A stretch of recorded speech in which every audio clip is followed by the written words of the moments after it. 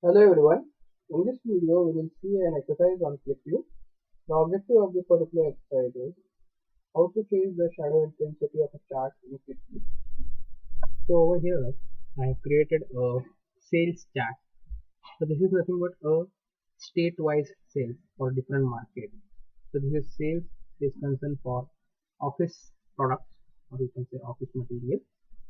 So these are having market on the x-axis, which is dimension axis, and these lines is going to highlight the states, as well as on the y-axis, on the expression axis we have got the sum of offices. So I'll show you the database first. Click on file, go to the edit script. So over here you can see that the office sales excel file is being loaded, which is consisting of a table office it sales. I'll click on ok. So over here, if I click on this particular line, it is going to highlight Texas. This is for the Ohio state, and this is for the,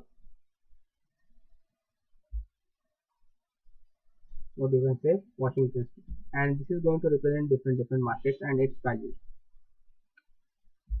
So we have to provide shadow intensity to this particular chart, line chart. So click on this particular line chart, right click on this particular line chart, go to the properties and go to the layout.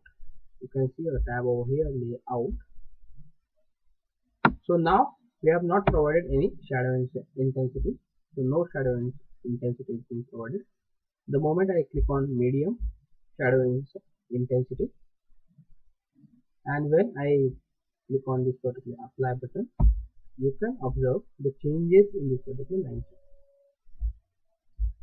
Changes in this particular line chart is been done. I will maximize this. I will go to the right click on this particular chart, click on properties. Now we will get to know that,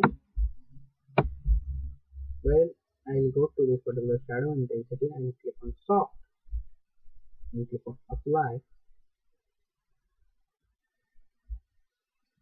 It's been changed. Slight changes is here. I'll minimize this. Right click on the chart, go to properties, and I'll select the shadow intensity as intense. So intense shadow intensity will be this. I'll click on apply. So you can observe the intensity shadow intensity at the borders itself. So I guess it is looking much more better in the intense case. So I hope you have understood how to change the shadow intensity for the starting clip. Thanks for watching.